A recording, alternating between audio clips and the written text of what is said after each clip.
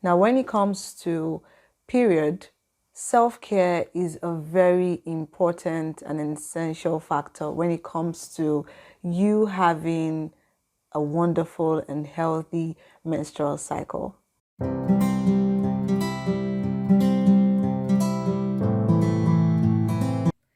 Hello everyone, welcome back to my YouTube channel. Thank you so much for joining me today. In today's video, we are going to continue the series that we have started about period pain and how to work against it. In part 1 and 2, we looked at how to use cloves. We also looked at nutrition in the menstrual cycle, how nutrition affects your period. I love the fact that we looked at the foundation of why severe menstrual pain or period pain exists. So in today's video, we are going to take a look at part 3 and part 4. Remember that this video has been done a while ago, and I just thought that we all can learn from these tips. Let's go straight into part 3 and 4. I'm not really going to talk much because the video is going to do justice to the topic itself. If you have not subscribed to my channel, please do that right now. Also click the notification bell so that you get notified whenever we post new videos. You must have had someone tell you, no, you do not need to exercise during your period because it's going to cause more pain, or you're just in so much pain and you cannot even exercise.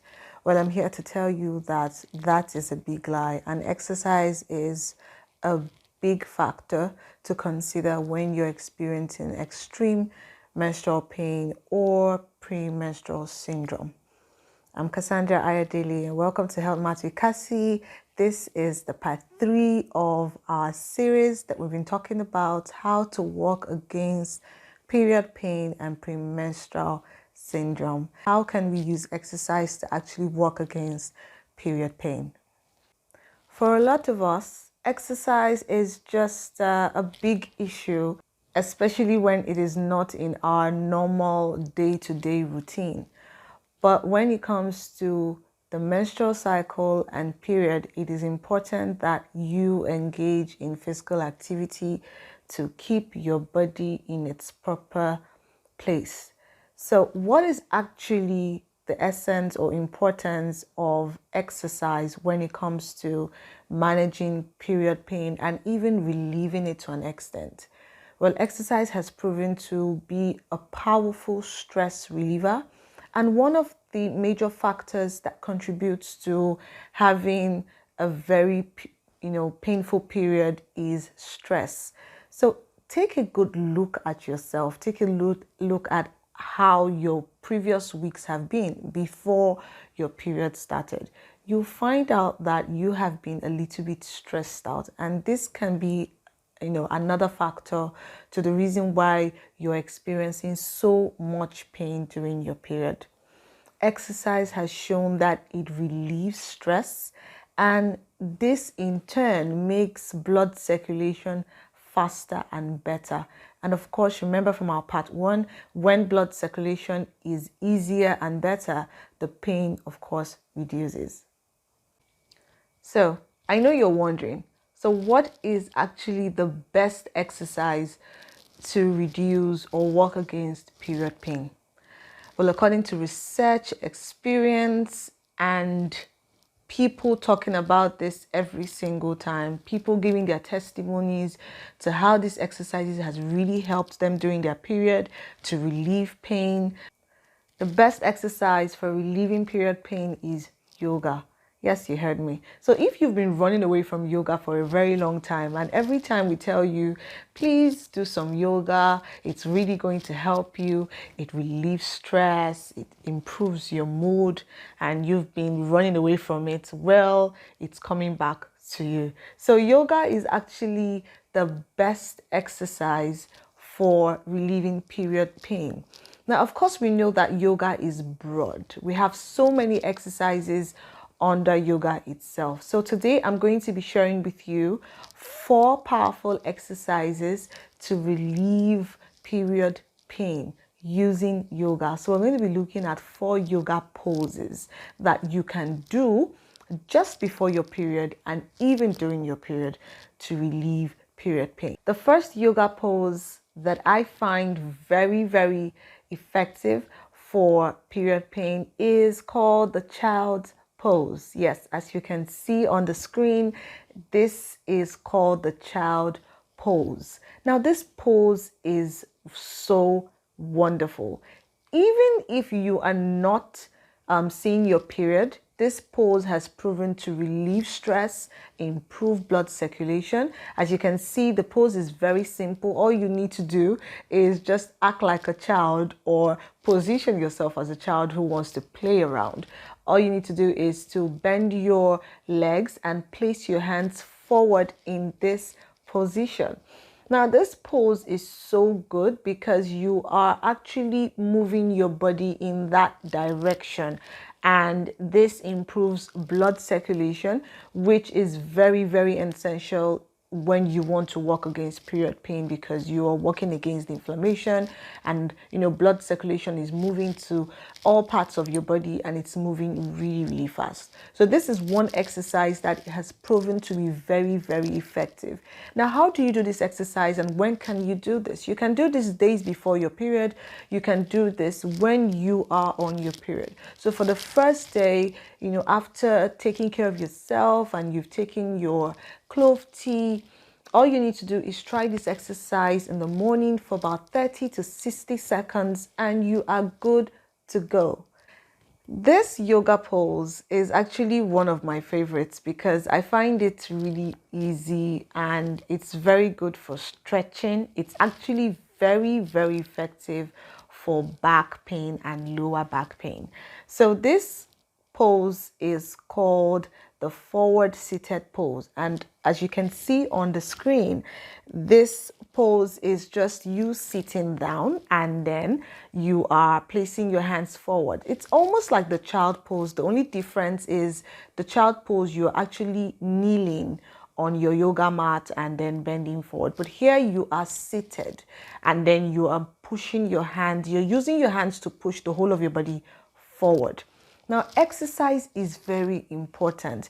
In as much as, during the period you are in pain, you don't want to do anything, you don't want to go anywhere, it is important that you exercise your body. Exercise really, really helps. Now, this pose is very, very good. You can do this in the morning and you can do this in the evening. And I promise you, you're going to see very good results. Now, the third yoga pose we're going to be talking about is the leg stretching on the wall. Now, as you can see on the screen, this pose is so wonderful because it's called, another name can be called legs up the wall.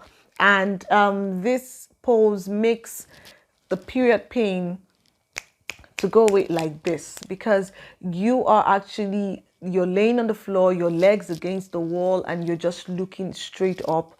All this pose does is for blood circulation. In fact, the yoga poses for period pain relief is majorly just for blood circulation and also to stretch your muscles, to stretch your body, because your body needs that stretching at that point. You're in pain and your body's a bit stiff.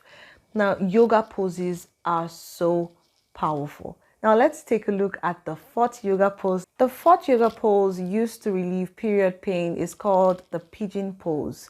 Now, remember that there are so many yoga exercises that you can do to relieve period pain, but these are the four most effective that I have seen according to research. Now, the Pigeon Pose is just according to the name pigeon, okay? So all you need to do is bend one part of your leg towards the back and the other leg forward, just like as we can see in the picture. Now, this pose is so good because you are trying to stretch that body. You're trying to stretch your waist, you're trying to stretch your back. And remember, when you're doing this, you can play some cool music in the background. You can light up some scented candles if you want. Just make the environment very, very conducive for you to carry out these exercises. Now, remember that these poses, you can do them every single day. It doesn't matter, but always make sure that for yourself, especially if you're just starting out, you can do it for 30 to 60 seconds. So meaning that you can do this 4 yoga poses on your own, take a deep breath. You can even go for, a short walk outside in the evening. Try as much as possible not to stay indoors for so long throughout your menstrual cycle. So I believe that these exercises, you would definitely try them, and then you will tell us how it is going for you. If you have any questions concerning these exercises, how to do them, if you need a special guidance or routine to carry out these exercises, please do not hesitate to let us know. Follow us at Health Math with Cassie on Instagram. You can also click the link in our bio, www.healthmathwithcassie.com.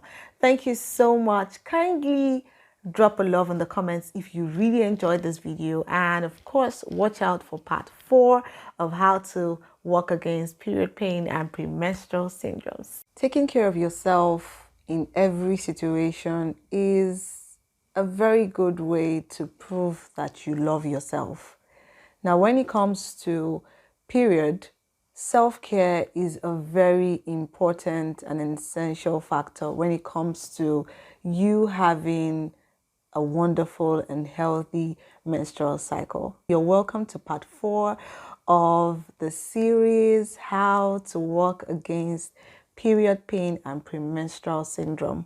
Now, in whatever you do, you need to take precautions, or you need to take note of some things when you want something to be done the right way, or if you want a positive outcome for something. For part 4, we're going to be looking at self-care tips during your period, and this would focus more on trying to work against premenstrual syndrome.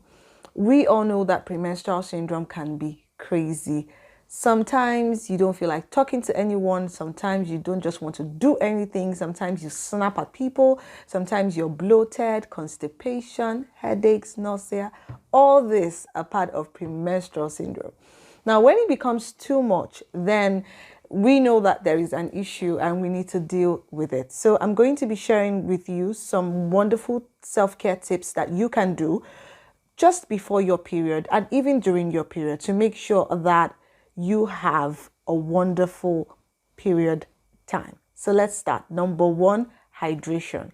Now, when we say drink a lot of water, we say it every time. Water is great. Water is good for your health. Water is great for every single thing that happens in your body. Take a lot of water. Make sure that you're taking enough water. A very good trick to help you know how well you're taking water is to take a look and observe your urine color. Now, your urine color tells you everything that you need to know about dehydration and hydration for you. Second tip, take a smoothie when you wake up in the morning. Now, in part 4, we're going to be taking a look at some of the tips that we've mentioned from part 1 to part 3. So second tip is taking smoothies in the morning. Pick your favorite fruits, just blend them and drink them. Now, taking smoothies help your body because you're taking in the natural sugars, you're taking in the natural vitamins that your body needs at that particular time. Number 3 tip, please switch to non-toxic pads. Now, sanitary pads is a big issue when it comes to premenstrual syndrome and also your period time. Now, a lot of sanitary pads are out there, and most times we don't even know which one to use and which one not to use. In fact, some people even react to some certain sanitary pads. So try as much as possible to find out the non-toxic pads that are out there, pads that do not contain harmful chemicals or substances that can affect you in the long run. So try as much as possible to pick out a particular pad that is really good for you. If possible, try to buy it in bulk so that you will not run out of it in case it is out of stock. Number 4 tip, please get enough rest. Sleep well. Your body needs it. Just imagine going through the yoga exercises, you taking the clove tea, you exercising, massaging yourself. Take that rest. You need it, because you sleeping, you give your body the chance to recover from what it is going through, because trust me, your body is going through a lot at that point. So you need to get enough sleep. If possible, 2 days, 3 days before your period, try and as much as possible to sleep early. If you can take afternoon naps, please do that. Sleeping is very important. Number 5, please say no to non-urgent requests. You cannot do everything at the same time, and you cannot come and kill yourself for anybody. At that particular time and just before your period, your body is trying to change and adapt to the fact that something is about to happen. Please do not say yes to everything. You can't take up every task. You can't do every house chore. You just try as much as possible to make things easy for you. Pick out the most important things that you need to do. You must not do everything, please. Now, number 6, please try as much as possible to tap into the power of essential oils. Essential oils are powerful. They are great. If you would like to know more about essential oils, please go through our page at Health Match with Cassie. Check for our live video section that we had with at Nancy Merrill, talking about the power of essential oils. Now you need to tap into the power of it. Essential oils have this power that we do not understand yet. These are natural things that God has given to us, and we need to make good use of them. Now, beautiful essential oils that you can use during this time, like I mentioned in part 1, is the clove essential oil. Remember to mix it with a carrier oil. Some other wonderful essential oils that you can use is the lavender oil, the peppermint oil. You can also use the coconut oil. Just massage it into your skin and have a good rest. Now, number 7, which is actually my favorite part of the self-care tip when you're your period, is your diet. Trust me, you need to understand that your diet plays a very important role during your period and just before your period. Try as much as possible to eat lots of fruits and vegetables and add more light whole grain meals. Stay away from processed foods during that time. Another great tip, which is a bonus tip that I'm going to be sharing with you, is try as much as possible to be around someone who really cares for you during that time. It can be a sister, it can be your brother, it can be a partner, it can be a husband, it can be a boyfriend, whoever it is. Try as much as possible that they're around you, they talk to you, they make you laugh. Now, here is the end of the How to Work Against Period Pain and Premenstrual Syndrome series, part 1 to 4. So this is part 4, and we've come to the end of this particular series. I'm sure we've learned so much. If you really want me to do series like this, please let me know in the comments. And also drop your questions, drop your comments. What kind of experience have you had? Also, do not forget to like this video, share this video with someone, and do not forget to subscribe. Okay, so I'm going to see you in my next video. Bye bye.